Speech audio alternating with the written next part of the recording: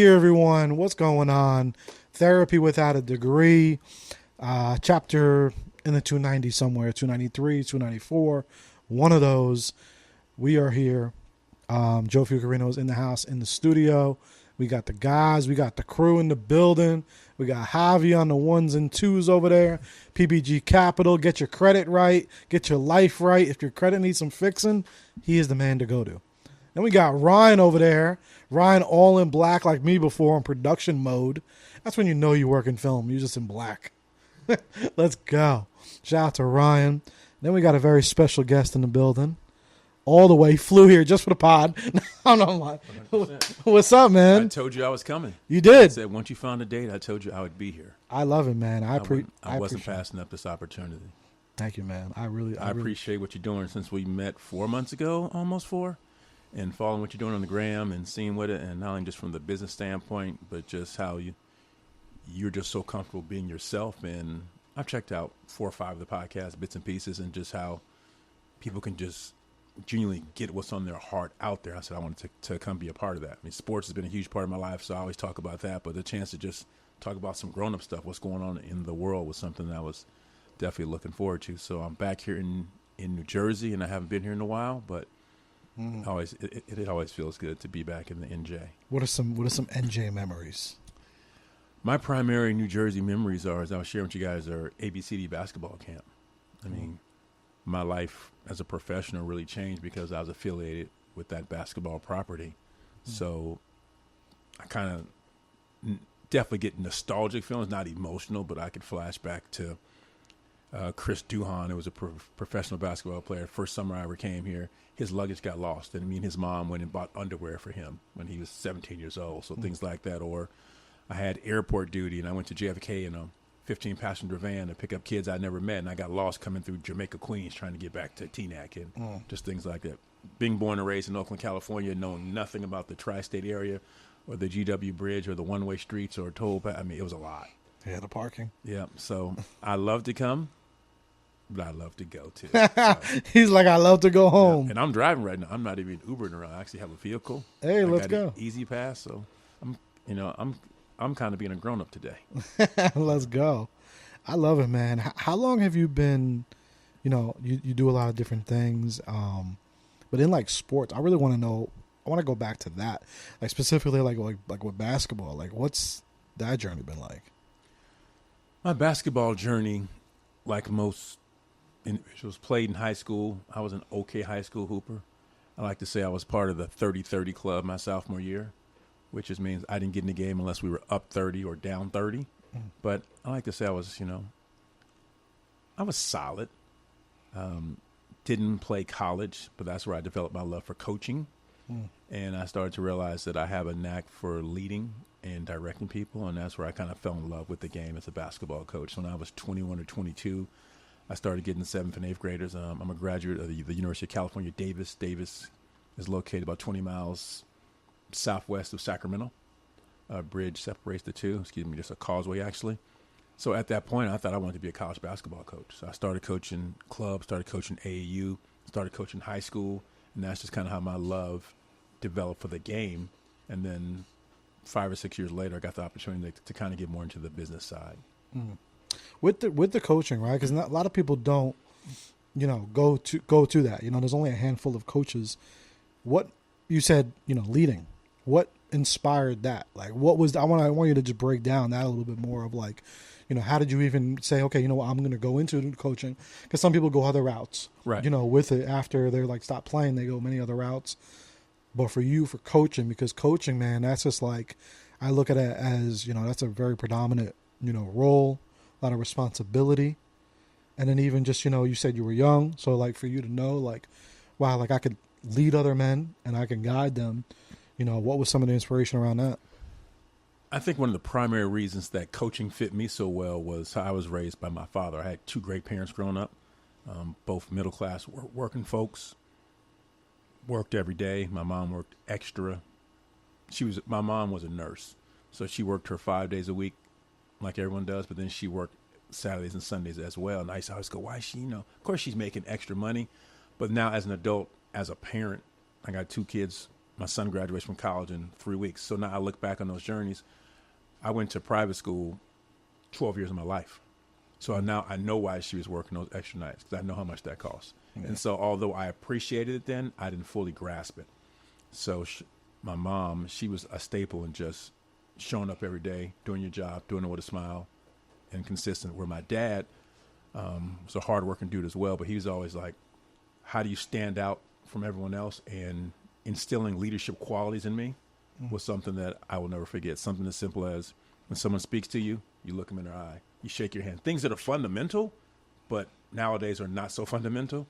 And I think that when I got to 17 or 18 and I got to college and I realized that sports had always been a part of my life, my skills weren't at the level to further that career at any level, but I could galvanize young men. People followed me. They believed in me. They rallied around me. And that's where I kind of fell in love with the coaching piece. Then there were some aspects of just being able to orchestrate, to be able to kind of like, Ryan was talking about his love for music and being on that, being able to have 5 individuals out there and knowing that you could be in the lab all week practicing running plays or have a timeout and draw something up on a whiteboard and they go out there and execute it and then they score a bucket and just that celebration. I was like, I did that. The kid actually scored the bucket, but I was the architect of that maneuver. I kind of fell in love with just being a part of that. And then realizing that I was pretty good at the coaching, but I was better at instilling confidence in others. And looking back, I don't think I've actually reflected on that very much. So I'm kind of doing it in real time right now because I'm still close to a couple of kids who I met when they were 12 and 13 years old. I saw 2 of them back in January, and they're 42 now. So some of the things I said to them, they can remember. I probably shouldn't have said then, but knowing how I touched their lives and how they touched my lives, that's something that's very, very memorable to me. So being able to lead people, it also, developing into a good leader also meant that I had to study and be led by a whole lot of other people. So I was reading a lot of books then. I was going to basketball clinics. I was listening to Tony Robbins audio tapes, anything I could do to separate myself so that parents or young athletes felt more comfortable being around me and that they would believe in me, I was open to doing. So now in the 3rd or 4th chapter of my life, wherever I am, I'm still doing the same thing. I understand the importance of leadership. I'm trying to give back to young people and just give people tips and insights on how they can just be better leaders. Not that you need to coach, not that you need to be in politics, not that you need to be in something that's visible, but just being a better leader in your home. And so I can definitely thank my dad for definitely pouring those principles into me early on. Were you receptive to that early on? Like I'm talking like when it was first being instilled, maybe in those like teen years, or did it hit you when you were 18, like you were said, or was it you were just receptive to it? The principles my father poured into me, I think he didn't give me a choice to be receptive. And I'm not mean from an authoritative part. It was more so, this is just how we do it in the Rivers household. And I kind of just bought in. And I think early on, I realized that most of those principles he was teaching me were also separating me from everyone else. So I started to see the value in it, whether it's the teacher looked at me differently because I said yes, ma'am, or I said yes, sir. That separated me. Or the fact when I went over to my buddies' houses, I was a little more polite to their parents. So I started looking at, if I carry myself in a certain way, I get certain type of intrinsic rewards. And I started liking that. Now it's just kind of one of those things I'm like, this is not bad. As opposed to being someone with different characteristics. Not saying I was better or worse than anyone else, but I definitely, taking that path definitely worked out for me. What was it like in moments maybe like, around that time when, life tests you, right? Life tests your character.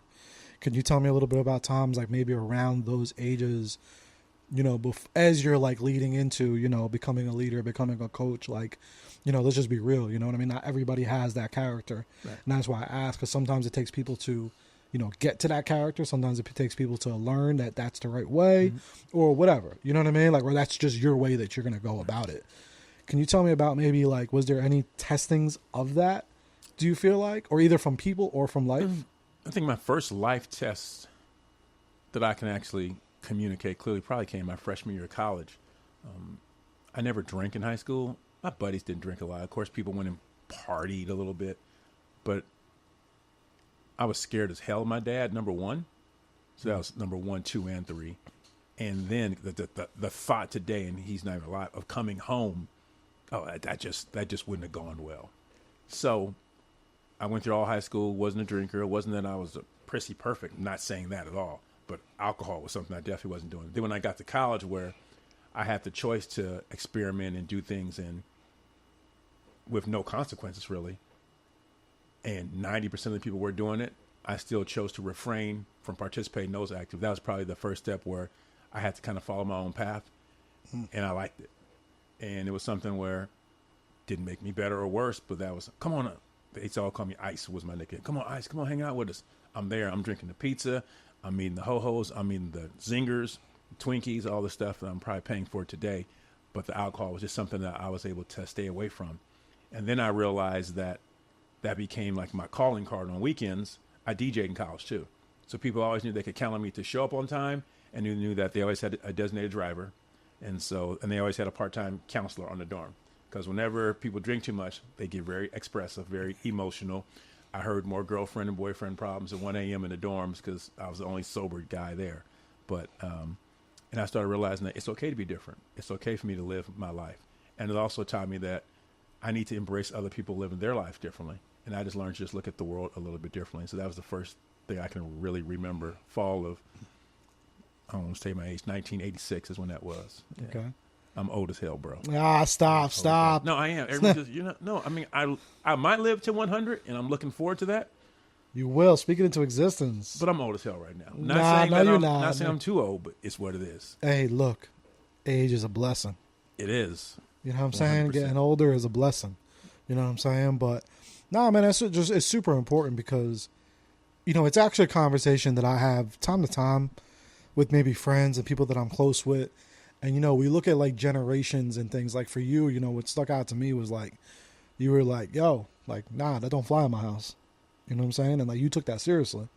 Like, for whatever reason, you took that seriously. Nowadays, I feel like we have, over the years, like, all right, so my dad was born in 59. My mom was born in 61. I feel like, and, like, so my grandparents on them, I think was like super harsh. I bet. On point, blah, blah, blah. And they went a certain way. And then, to them, it's like they were a little little more lighter with their kids, meaning like my mom, my dad, maybe a little lighter, but still pretty harsh because they come from that old school ways. And now I feel like a lot of the parents out there are like super, let the kids run their world. It's their decisions, their opinions, because they're so used to these multiple generations of being very like, no, this don't fly. Mm-hmm. And it's like, I feel like now we're just so much of just like free birds and I want to know kind of what's because you deal with a lot of kids and, younger, like, is it just me? Am I bugging? Or is there a lot of that? Is there a lot of like, no, he'll choose what school he wants to go to. He'll like, or like they don't have no say. Do you think there's more of that based on because maybe how they were raised or the parents they went through? Like, I hear that a lot now. They're like, oh, well, my parent didn't do me this. Like, maybe for you, like you said, they said, oh, that don't fly in my house. But there could be a lot of other parents maybe now saying, well, that's your life. You pick it. First off, I don't think you're bugging at all. But I think that from what I've seen, my kids are 26 and 22. So recently gone through high school a few years ago. And I just think that definitely I didn't raise my son the way I was raised. But different climate. I grew up in Oakland, California. We live in the suburbs of Portland, Oregon now. Completely different. So some of the lessons that I was taught or some of the things I had to be prepared for or aware of are completely different than my son. But I agree with you that there's a lot more experimenting going on, whether it's alcohol, whether it's marijuana, whether it's staying out late, whether it's having your girlfriend at 17 come stay, whatever it is. Not judging, because I'm definitely not one who does that, but there's definitely a lot more loosening of the reins than there has been, I think, each generation. And is it good or bad? It's not as good as I like it to say. It's Right? not. Like, it's tough. It's tough. It's tough because I want to be honest and genuine. You're like, no, you don't want to. No, it's not. Too many people think that they have it figured out. And I know I don't have it figured out now, but I was very fortunate to know that I had some clear guardrails on my journey until it got to the point where I had the opportunity to make my own decisions. I mean, my thought is I tell my son, you can do whatever you want when you're paying your own cell phone bill, you're paying your own rent, and so on and so on and so on, which sounds, very, but I meant it. If you want to go out and drink, you can do it. You can do whatever you want. But that means you're going to have your own house. You're going to have your own car insurance. Otherwise, until that point, I need you to follow these rules and these guidelines because that's my comfort level. And to think that kids at 16 and 17, they also there's so much more information that they have access to. There's a Steve Harvey quote I heard recently on one of the motivational tools I was listening to. He said that this generation, if they had the work ethic of their parents and their grandparents with their access to technology, they could all be millionaires in theory because there's so much technology out there, so much information, but the work ethic, the discipline, the ability to stay locked in long enough to wait your turn is just not as consistent as it was in the past. And I 100% stand by that. And I told my son that. He's like, yeah, Dad, that sounds cool, but I'm like, see, you're already making an excuse. I'm like, you got everything you need on your Apple iPhone 15, whatever it is. I have an old phone. That's a whole nother conversation. But I say, you got to figure out what you want to do, and you got to lock in early because you have it. If you can think of it and come up with a plan and no one's done it and it makes sense, you can probably do it because it's being done. I mean, I still trip off, Joe, just when I get in an Uber. I go, who created this? I go, damn, why didn't I think of Uber? Yeah. And I kind of just, I go, someone sat around and go, there's a better way than taxis to do this. How can I monetize and move people around more efficiently? All at the palm of their hand. So, yeah. I love the internet, man. And you're right. And that's one thing I do say a lot to people. Information is no longer, access is no longer the issue. No matter if you have the access to internet, then you have access to a lot. And even that, it's like, find a library. There's internet that everything is on the internet. Everything. I'm a student of YouTube University. There is so much there. Literally, you want to change your car battery. You want to know how to use that exact camera. Everything that you can think of.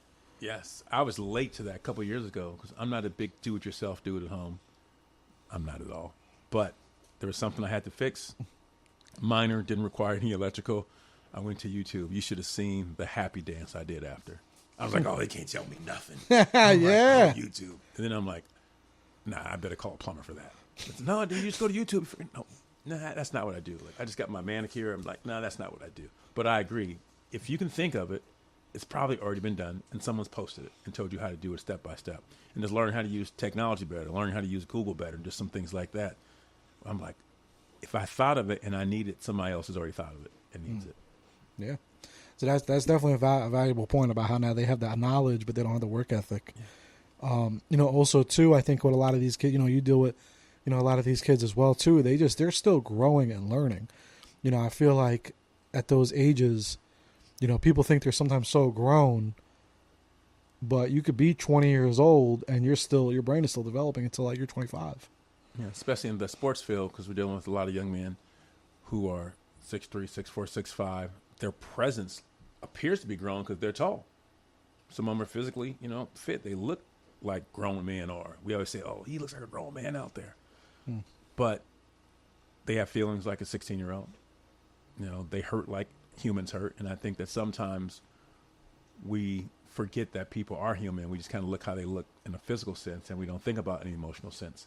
And now with all the different opportunities that are out there from being in sports, whether it's NIL or changing high schools or moving, whatever. I mean, sports is just, it's just on a whole nother stratosphere right now that I don't think we're going to know for a couple of years. We're going to look back and go, oh, we probably should have slowed down a little bit, because you won't know until somebody's 22 or 23.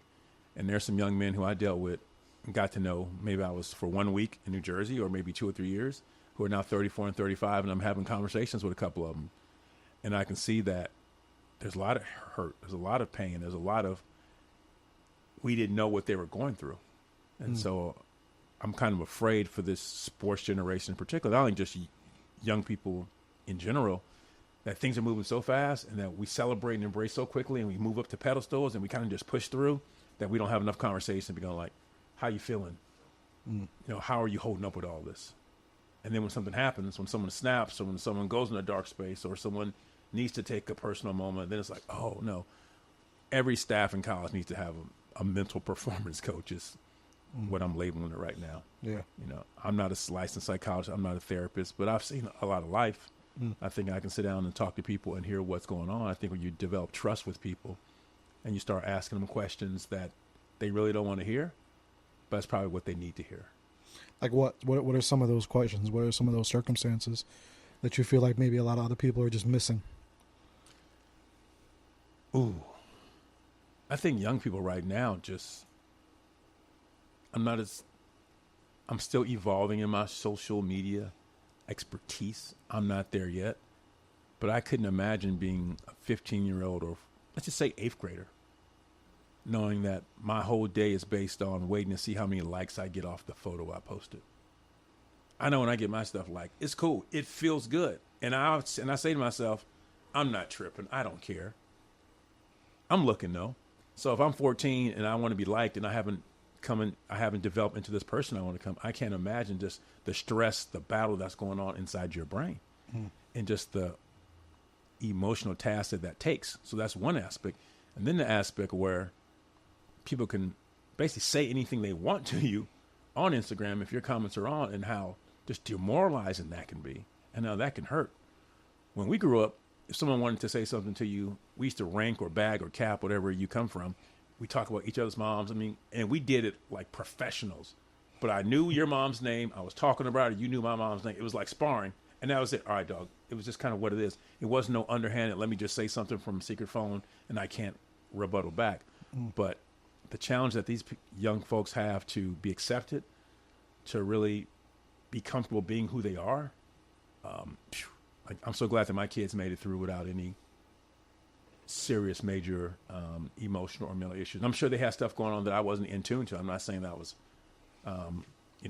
Cliff Huxtable, perfect dad at all, but seeing some things that other kids have gone through, so that kind of concerns me, hoping that we can get a better hold of that, or at least start having conversations. I was watching a podcast, and I wasn't even watching the podcast. It was on my Instagram, swiping through, looking at my likes, of course, and I forgot which celebrity it was, but he said that in his family, he has a rule that, because he has kids who are like 16, 13, and 9. He goes, people can use their phones as much as they want, as long as they use them in an open area of the house.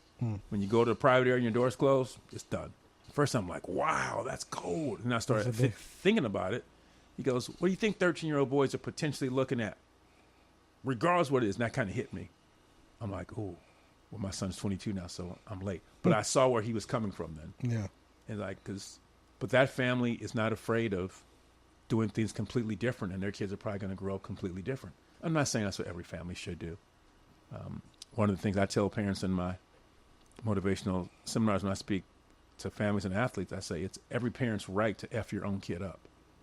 And parents look at me like I'm crazy. I'm like, no, it is, because it's your kid. And some of the things you guys are doing are not to their best long-term interest, and you probably don't even know. Not saying I know what's best interest for your kid, but as I get a little older, get a little more experience, have a little more life, I can look back that comment thinking how, if you always knew that your kids were safe 90% of the time on their phone, how much more relief that would be than thinking about the time you don't know what's going on. I can't imagine. Yeah, that's really powerful, and that's why I ask you too, about like the whole, just like the way parents are parenting, now, because when I hear you speak too, you're not just speaking to the kids, a lot of times you're speaking to the parents, Definitely. and I think that gets really overlooked, just in general, and not saying what gets overlooked is you doing it, just the fact in general, like I thought that was really powerful. When I first heard you speak, is like, wow, like that's important that you're speaking. Yeah, you're speaking to the kids, but you're speaking to the parents, because the parents are the ones that are every single day seeing them, are supposed to be guiding them, etc. Whatever, but the kids, you're going to tell them. Sometimes they're going to be listening, sometimes they're not. Hopefully, they engage. That's what we hope. But the parents sometimes, like you would think, especially when you have a certain character and you have certain beliefs, you would think that these parents have the same thing, or just because they're in the same room with you, you feel like you all, but it's different. Every single household is different. Every single mindset is different.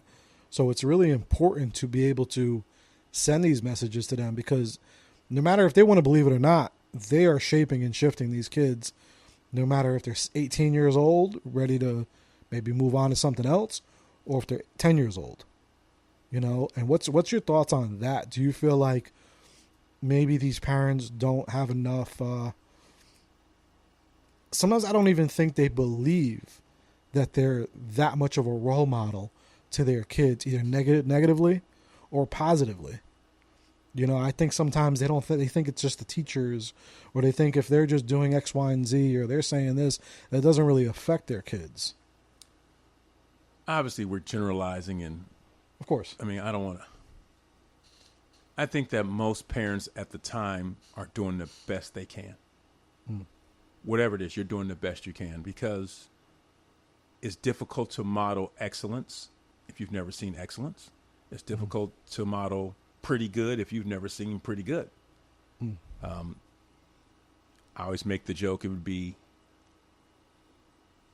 impossible, but maybe if you can have a class, you got to get a permit to go drive a car to make sure you're safe.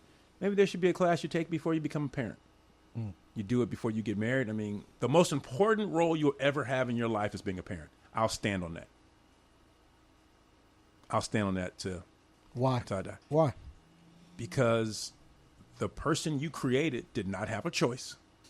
And it's your responsibility to give them the best tools ever to live the best life they can. Doesn't mean it's always going to work out that way.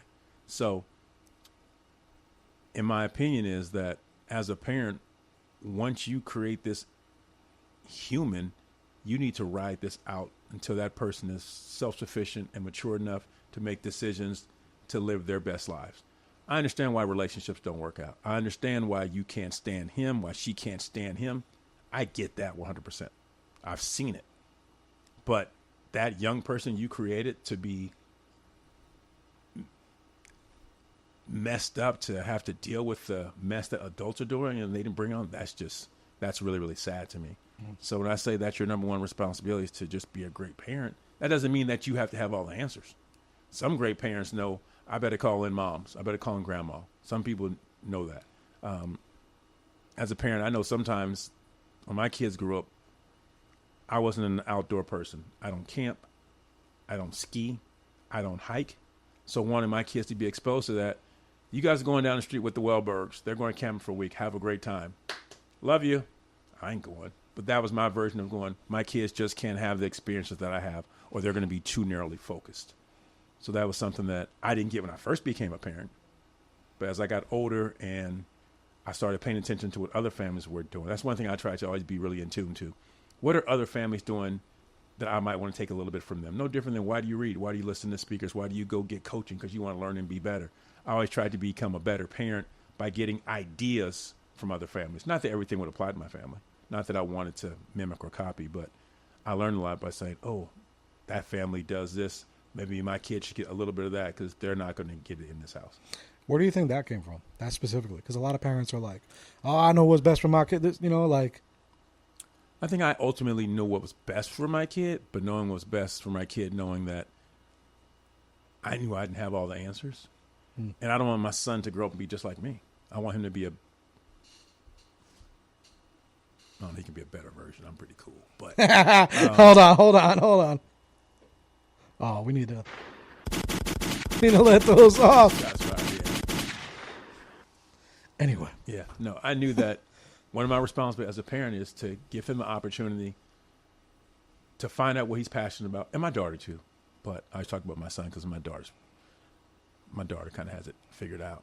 But to make sure that he has the runway to figure out what the hell he wants to do in the world. I mean, he's 22. He'll be graduating from college on June 15th. And is not sure what he wants to do. So all that he really knows is what he's seen. Mm. And each time I talk to somebody, I'm just looking at what you guys are doing here. He doesn't know that he could have written music since he was 10. He doesn't know that, he could be dealing in the financial space like Javier. He doesn't know all these things because you only know what you see. So when I figured out that, damn, if I want my kids to be more well-rounded and have the opportunity to advance in different areas, I got to expose them to different people. Mm. And he's gotten a lot better at it. A lot better at it. A lot of people, I think, like you said, expose them to people. Mm-hmm. I think a lot of people get nervous of that.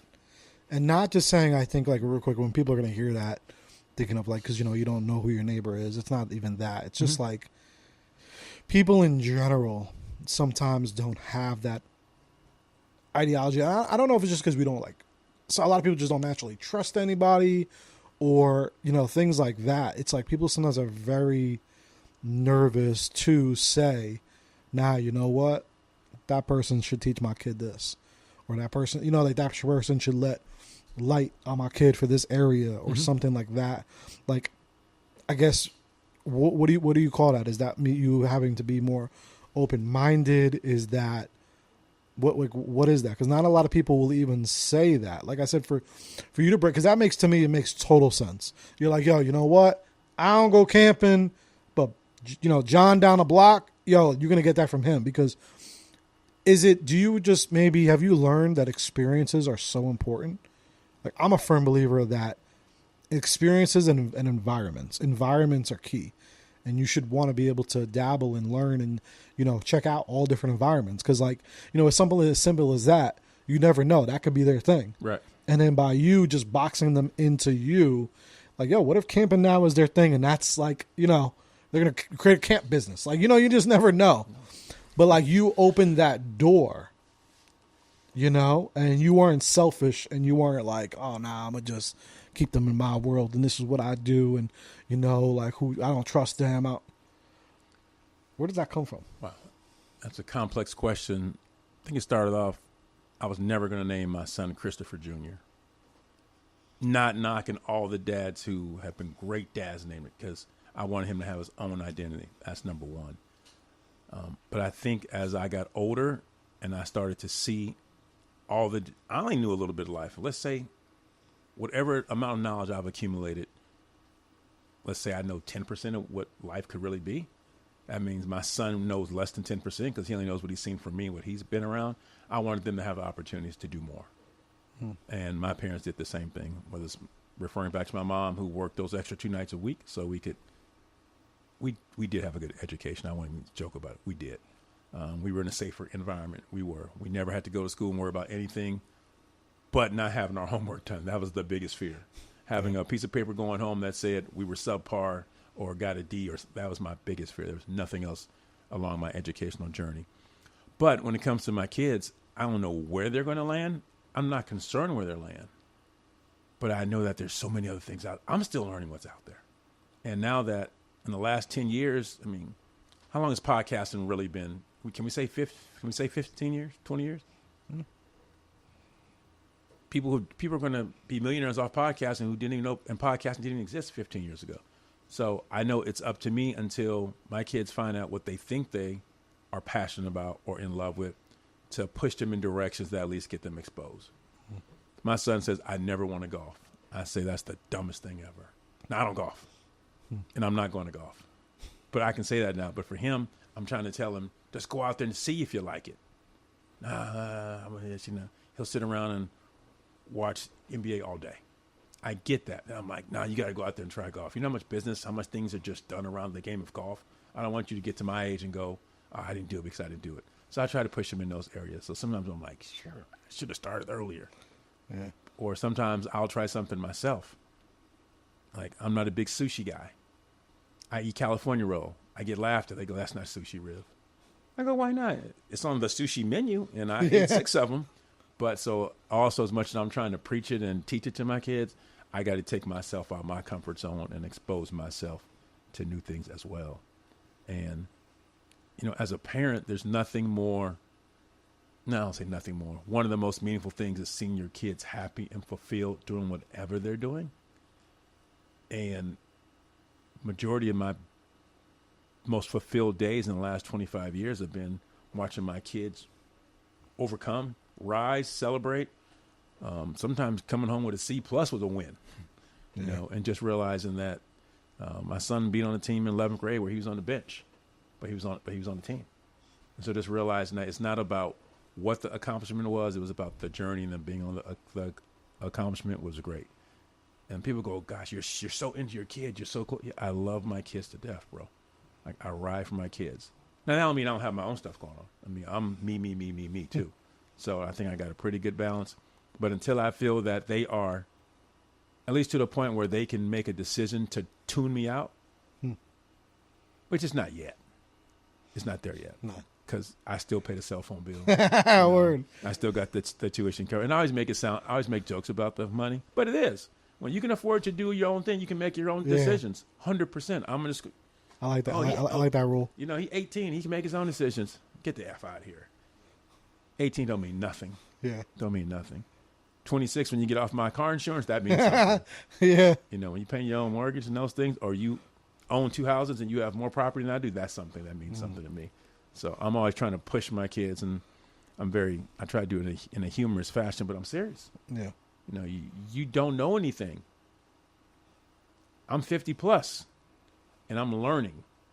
So I'm like, if we're supposed to be lifelong learners, Joe, well, you know what? At 21, he can tell me, he can break down the origins of the Drake versus Kendrick battle, which is weird because 30 years ago when LL and Cannabis or LL and Kumar, I would have been all up now. I'm like, I don't have the energy.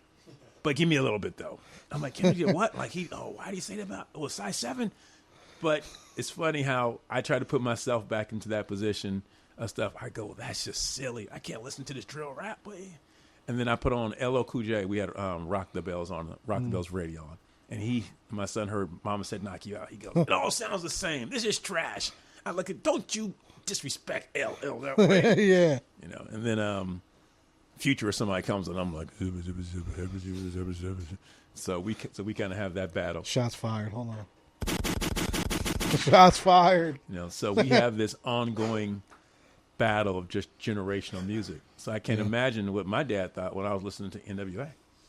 Well, I probably wasn't listening to it around him. So I try to put myself back into that. But overall, I mean, I can talk about being a dad all day. I can walk into a function and connect with people. I can disagree with you on politics. I can disagree with you on where to invest your money. I can disagree with who your favorite football team is. But when it comes to parenting, if you're passionate about your kids and giving them the best, I'm all ears.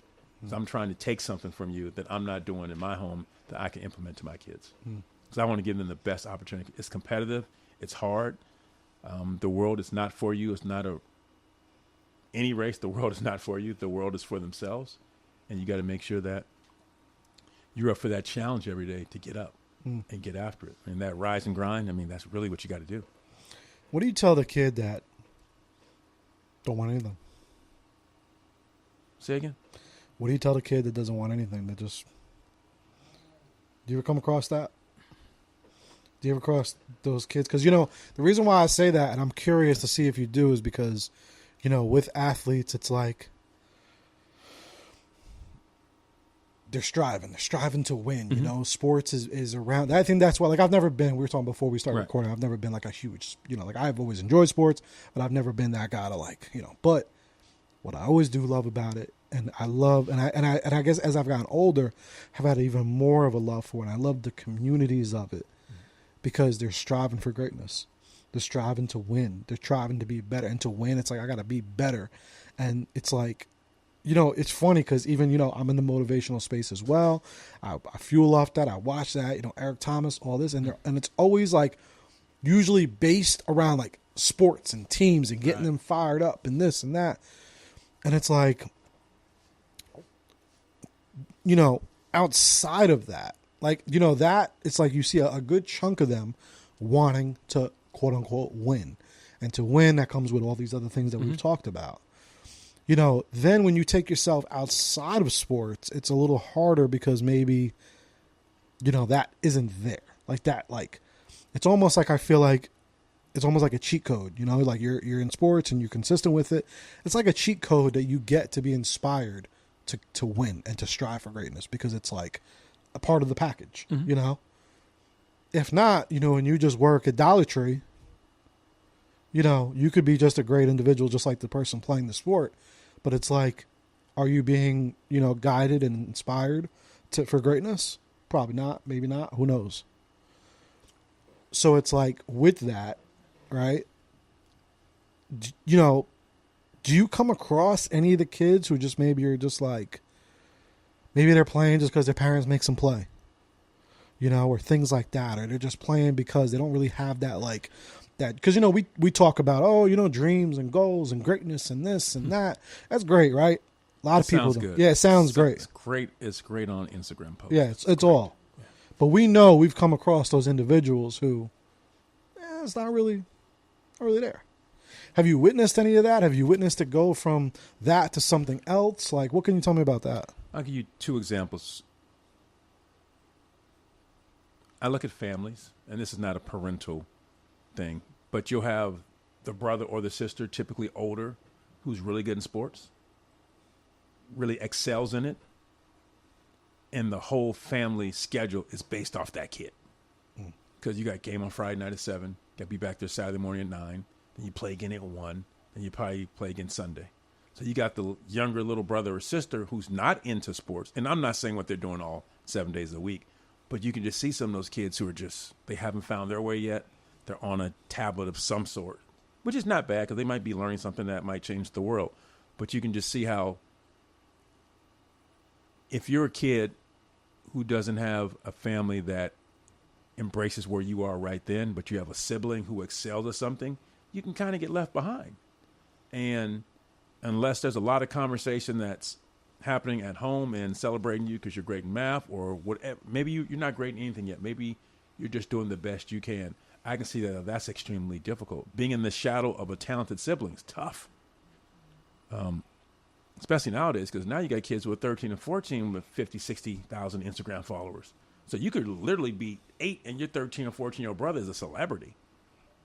And parents are now, not all parents, many parents are caught up in that just as well. So instead of just parenting like you would and getting them to 8th grade, getting them to 9th grade, it's like, oh, he's a brand. Not mad at that. Some people have been we know some people who've done tremendous jobs of setting her up. But other people just start to look at what that teenager could potentially deliver at the end. And that's a lot of pressure on the young talent. That's a lot of pressure on the family to make sure that they're surrounded around the correct people. But what about that sibling who is not like Ryan, doesn't have the drive for music, just hasn't found out what they love yet, or just kind of just wants to meet the minimum standards and be okay with that? That's difficult. Second part of that you ask is, are there kids who, if you've always been good, always been talented, 5, 6, 7, 8, always played on the A team, always played on the travel team, some kids by the time they get 16 or 17 just get tired. I think you see it a lot when they get to college, because when being talented and skilled is not enough and you have to be competitive, that's where you can see that kind of burnout. Oh, so-and-so was so good. He got drafted. Hey, what happened? He sucked. Some people are just tired. And just because that's what you're good at, that doesn't mean that's what you want to do. And one of the things I got told early, and I try to share with any young athlete that I've developed a really relationship with, is remember that whatever sport you are great at, it's what you do, but it's not who you are. But once you become that person, this celebrity, this Instagram sensation, this influencer, no one cares about that. It's just who you are. It's who you are. So 12, 13 hours a day of your life, you're living that life. Unless you have a really, really well-rounded people around you who are reminding you, nah, bro, you still got to come home and do dishes. Nope, you're taking your little brother and sister to dance on a Saturday mornings, whatever it is. And I think that, going back to the initial how we started this, so many families are getting caught up into who their children might become, that I think that we've just reprioritized some of the fundamentals of parenting that we did 20, 30 years ago that we prioritize. Now, it's not as important that they do chores because they need to be at their trainers. Oh, it's not important that they do that because they're traveling this weekend, where Saturday morning I could do whatever I want. Once the yard was swept, there's a whole list of things I could do. So once that was all accomplished, I could do whatever. But now it's like, no, we got to go. So I'm definitely not criticizing anybody because the world is moving fast. And the opportunity, since we're talking sports, to excel in sports, the reward on the other side can be life-changing for families. Not only can you get a free degree. I mean, a degree which you were winning. You can get 4 years of education. I paid for my college, or my parents collaborated with me. Still paying for my daughters. My sons, I'll be paying for his. So to think if one of them would have had free education, but now you can get the free education and get money on top of it for a lot of them, I can see why the rush is going to be even worse. Because now it's actually a pretty good investment. So you mean my kid can go to school, get a free education, get a degree or two, life-changing, and maybe come out with a couple $100,000 and buy some property and start his life at 22 with an apartment building or a condo and is making money? When you start to think about it like that, all I have to do is make sure he does this. I can see why people are racing. But how many people are sitting down having those conversations with their son or daughter and goes, do you love this? That's one of the first questions I ask parents. I go, does your son love it? Oh, he trains it. No. Does he love it? Or do you know if he loves it? And most of them say that, but that's all they think. Just because you do it doesn't mean that you love it. We do a lot of things that we don't love because we're supposed to. But sooner or later, to get to where the elite of the elite are in sports, in any field, you have to love it because the grind is so hard.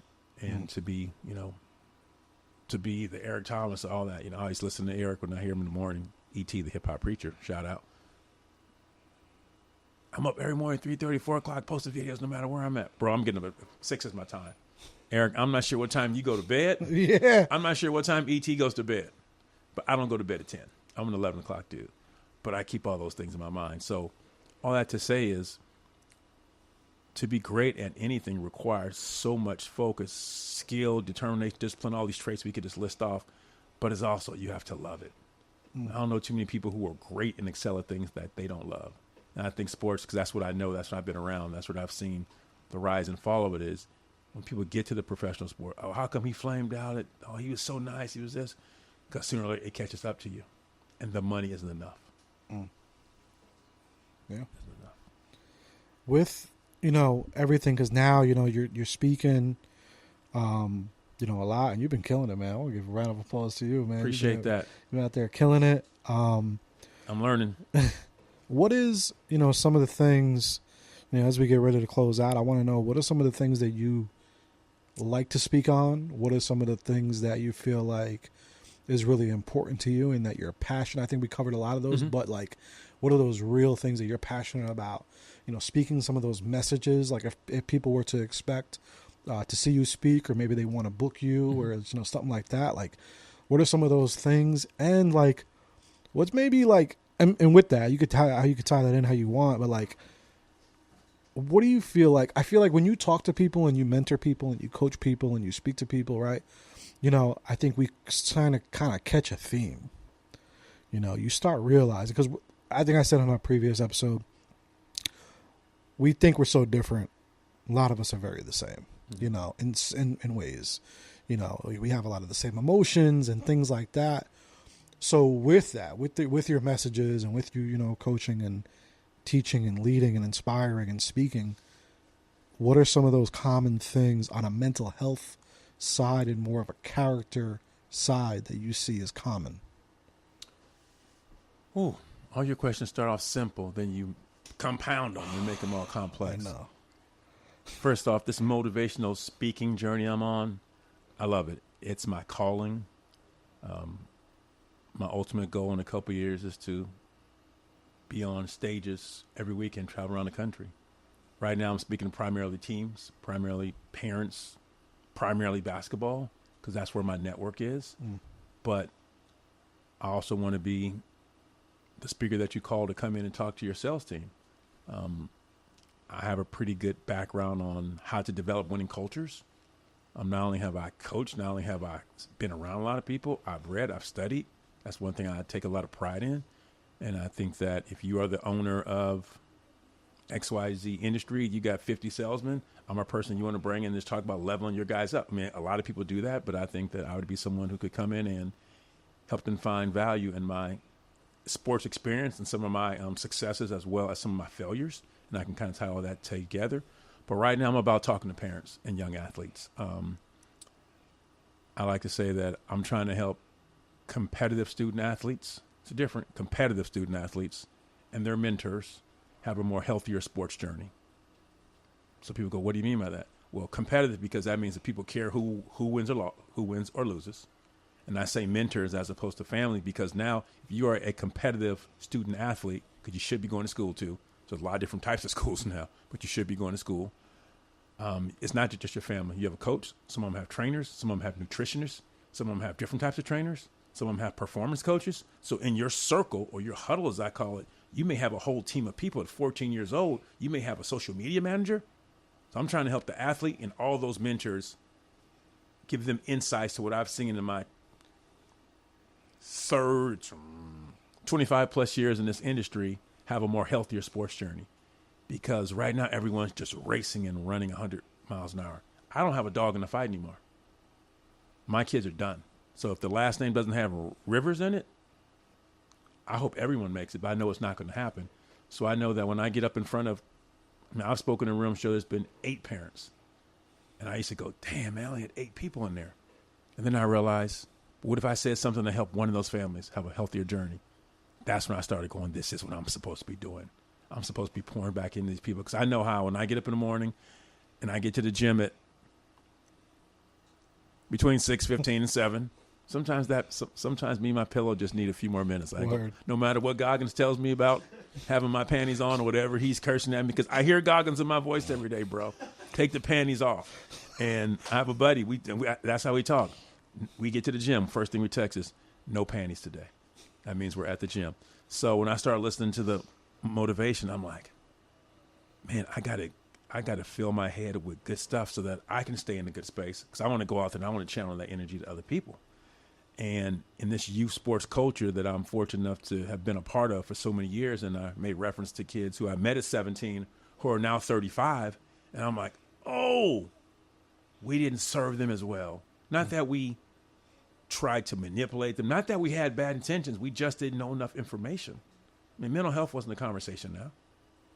So I am committed to getting in front of as many groups as possible for as long as I can, sharing my insights, and hopefully getting parents, coaches, athletic directors, trainers to look at the sports journey a little bit differently. Not saying that they need to change. Not saying that I have all the answers, but if I can challenge your way of thinking and you walk out of there and go, Rivers was on some BS for 50 minutes in there, but for 10 minutes in there, I rock with what he was saying. That's what I'm trying to do. Yeah, and switch that perspective. Because, and there's a lot of people, and you do motivational speaking. Now that I'm in it, it feels like I get a new ad every day, someone trying to get me to join their motivational speaking program. I'm like, gosh, this thing is competitive. And some days I'm like, why am I doing this, bro? But I love it. It's genuine. It goes back to me being 19 years old and I started coaching. It's just who I am. I have a story to tell. I got some fun stories. I've been able to do some amazing things that appear to be cool, whether they are or not, I don't know. But I know that I'm pretty passionate, and 7 or 8 months into it, I've gotten some pretty good feedback where I know I'm on the right track to help. And I'm trying to be positive, and if we're in a world where there's too much positivity, it's not the world I don't want to be in. So I'm just trying to be another person bringing positivity, knowing somebody has to combat all the negativeness that's out there. Yeah, and like you said, it's who you are. You know, it goes all the way back to, you know, you as a kid. A lot of people don't realize that. Like, even with me, like you said, I don't even call it like motivational speaking, but I'm looking for a better term. Yeah, I don't. But like, it connects quickly to people. It does. They get where you're coming from. Exactly. But it's really just more like, yo, just speaking positive, speaking life. Yeah. You know, because life is really, really hard. You know, like, I think people forget that sometimes. Yo, life is really, really tough. Life could hit you, in so many different ways. And it's so rare to find, those good experiences or those good environments or those good words, coming from a positive direction. Yeah. Is let rare. me ask you a question. I know we got to run, but where does your confidence come from to do what you do? And because people who watch you, people who don't know you, some people just tune in, I'm sure.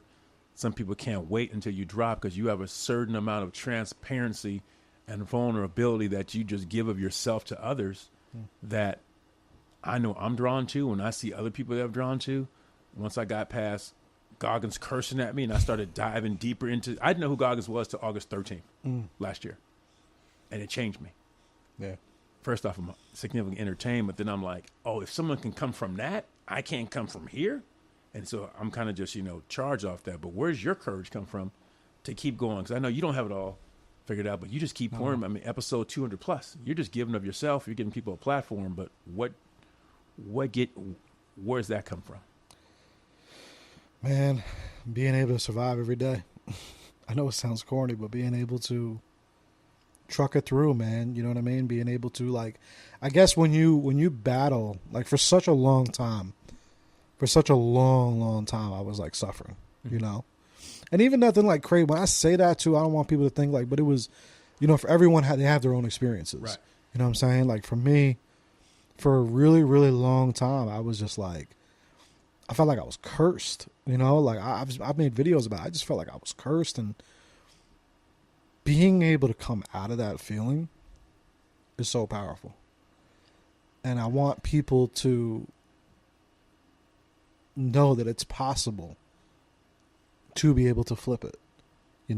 I really was life was getting to a point where I'm just there was zero faith. I'm thinking, God ain't even here. He does not know my name. Yeah, he don't know my name. He don't, not And again, it's just when you break through and you could see things and you could have I feel weird sometimes. To this day, my faith is so strong. Sometimes I don't even having certain conversations because people will think I'm a fucking nut. Because I'll still be positive in the situation. Right. The situation would happen, and normally, someone else is gonna break down and they're gonna cry and they're gonna be upset. My faith now has been so locked in. It's scary even to me, and because it's the perspective shift. I've had that shift, through perspective and faith, kind of a balance of those two. So knowing that it's possible to flip that perspective from thinking that you cursed to knowing that you're blessed, and then really meaning that and not just saying that for a podcast or something and it's hard. Don't get me wrong. There's still moments. No. There's still slight moments, but you snap back so much easier than before. So. But this is how I'm trying to roll. So coming on here, obviously I wanted to tell a little bit of my story, and it wasn't about sports. It was about telling you thank you, because from you not knowing me from Adam, when we met at the student athletes event, shout out Squeaky Moore. You were just genuine to me. Then when I started seeing what you were doing, I knew I wanted to add some of that to what I did. And as much as occasionally have imposter syndrome whenever we're doing, putting yourself out there, that sense of vulnerability is tough on some days. So you've given me courage. I wanted to come sit and tell you thank you. I appreciate that, man. But I also wanted to be inspired. I mean, we talk about whether it's E.T. or Ed Millett or Steve Harvey or Les Brown or whoever pops into my Motiversity feed that day. All those people, I get it. And I know that they got struggles too, but to be able to sit across from somebody, we're in New Jersey, in the cuts, location undisclosed, the Batcave. Yeah. But you're giving it to people. And that's how I want people to feel, man. You don't have to agree with everything I say. I'm not the expert on parenting. My kids are not perfect. My household's not perfect. I've been depressed. I've had anxiety. I know what it is to have been balled up on the couch for 3 or 4 months at a time. But now that I'm out of that phase, I'm like, oh, I've learned so much from it. And I want to help other people. So when you say therapy without a degree, I'm a life coach, bro. That's what I do. full time. I'm embraced. I'm not going back to school. They're not getting no more tuition money from me. University of Phoenix, stop the mail. It's not happening. But I know that I have a lot of value to give to people. Because if I can give you one thing that helps you, I'm trying to get one thing per day from everybody I interact with. Yeah. And I'm trying to cut the people out who are just taking that negative energy. I don't have the time for the bullshit. I don't. So anytime for me to fly across the country to come to Jersey and sit with you and really tell you thank you and shout out and leave inspired, I might go post something on the gram right now. I might even go Instagram Live, and I've never done it. Let's go. Let's go. That ain't me. Nah, man. What you guys are doing is huge, man. And I want people to show it. I want people to hear it and see it. Excuse me. I appreciate that, man. Yeah, it's just life is hard, man. Life is like really. Say it again. That's what people don't life understand. Is hard. It is hard, and I think once we start to, now that I realize it's hard, because when it's good, you never know until it's not good. Then you realize it's hard. But the sooner we can tell people it's supposed to be hard, and when you're going through your hard, it's normal. So you don't have to act like I got leprosy or something. No, you're normal. And when I learned, when I was in my most difficult phase, the day I got up off the couch, I was literally on the couch, was when I realized that, and I've said it many times, is that when I'm going through, everyone's going to go through something. Or they've been through it, or it's coming. And once I realized that's just the phase of life, I literally got up that day and I started walking. I started getting back to who I needed to be. And now I hear other people talking about it, and I didn't hear that. I kind of came to my own realization of it, but now I hear people talking about it. I'm like, oh, I came to that myself, bro. You ain't got to say that. But that was critical. So now, like, no matter how good things are going right now, it's a better chance someone in my family every day I'm going to get a call someone sick.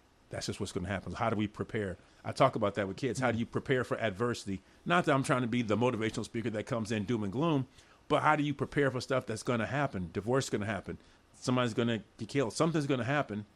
But if we start preparing for it, just trying to build up a mental space where we know that's the life journey, maybe it doesn't have to throw you as far of a loop as it throws most people.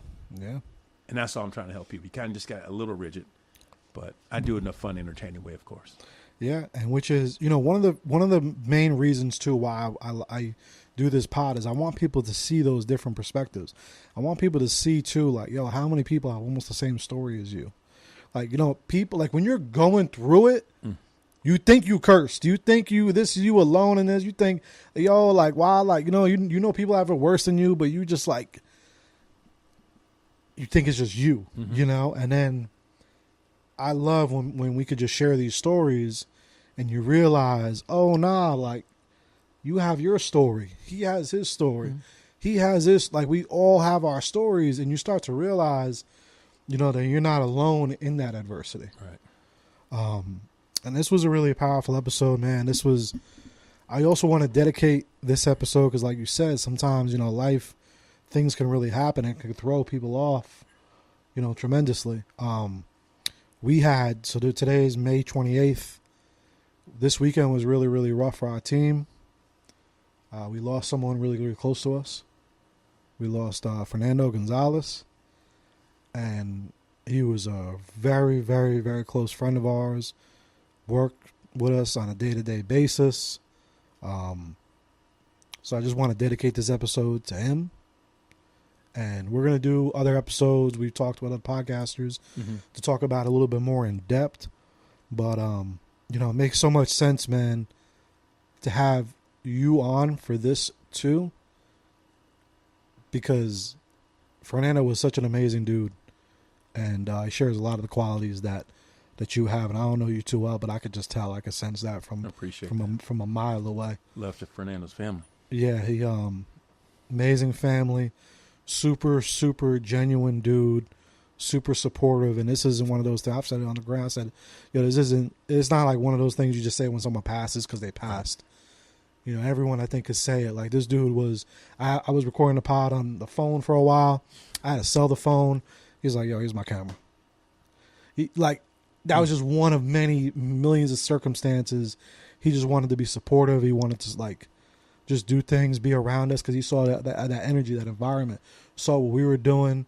He was retired from doing music. He started doing music again because he was in our circle, and he was like, I just want to do something creative again. He started learning how to edit film just so he could help out the brand. He didn't even know how to like do any of that. And he was just literally, before any money was involved, he wanted to just help.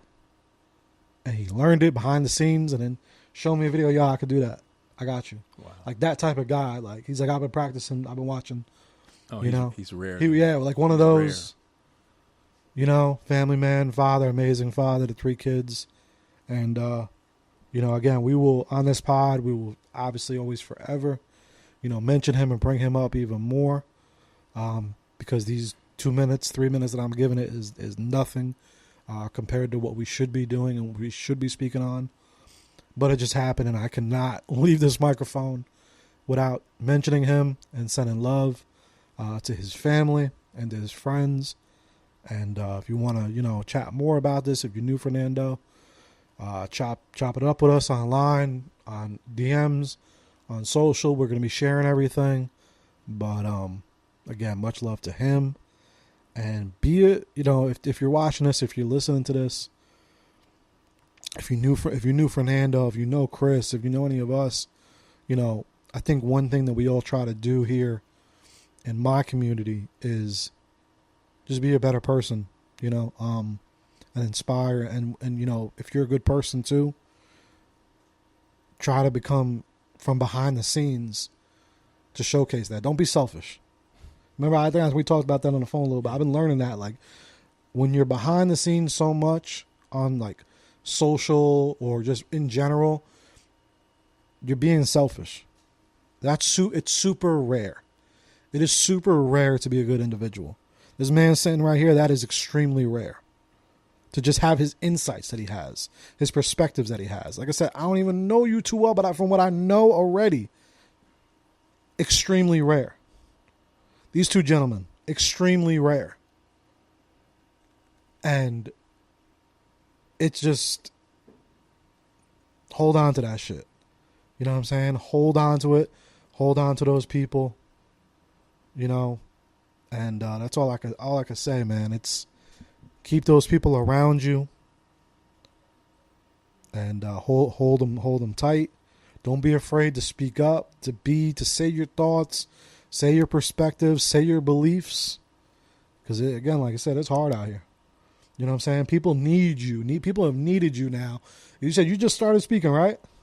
Officially, yes. Officially, yeah. Like, because you were doing the coaching and doing all that before. But now it's like, people need that on a bigger scale, man. People need that on the YouTube. People need that on the podcast. So many people need this because life is so hard. Life is beautiful. Life is a blessing. But until you kind of like take off like the layer, right, it could be really, really hard to get to that, to see that. So we need people like us. And you got to keep them close. And other than that, man, this was dope. No, thank you very much for giving me a chance to learn more about you, the crew. I might have some work for Ryan next couple of days since I'm here. I might as well capture some content if you got some time. So yeah, you already know. Well, the goal has been keep Ryan busy 2024. Okay. And keep Javi busy. Right? And we've been doing it, right? Like, oh my God, that was our New Year's resolution. It's crazy. Let's go. But yeah, man, therapy without a degree. You guys already know. Tap in, follow Jersey Media, Toy Machine, Chris Rivers, everything we got going on. Javi, remember, if your credit is just, get your life right. Get your credit right. All right? That's what he does? That's what he does. Credit repair. Credit repair. Okay. Well, I mean, my credit's good. My debt is not great, but my credit's great. He'll wipe all that shit out. He just presses the erase button. He got the erase button right there. I got a new car right now because of this guy. If you can tell Amex, if you can, but my number's good. He'll hook you up. He got you. Right on high. All right, y'all. This has been fun. Catch y'all later.